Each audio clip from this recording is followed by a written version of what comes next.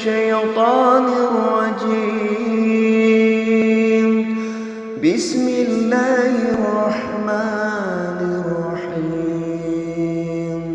والتين والزيتون وطور سينين وهذا البلد الأمين.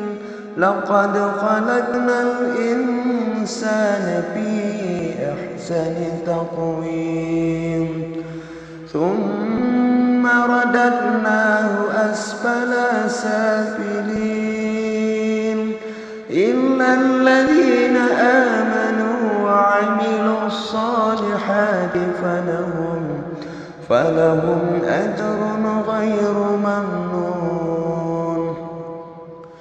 فما يكذبك بعد بالدين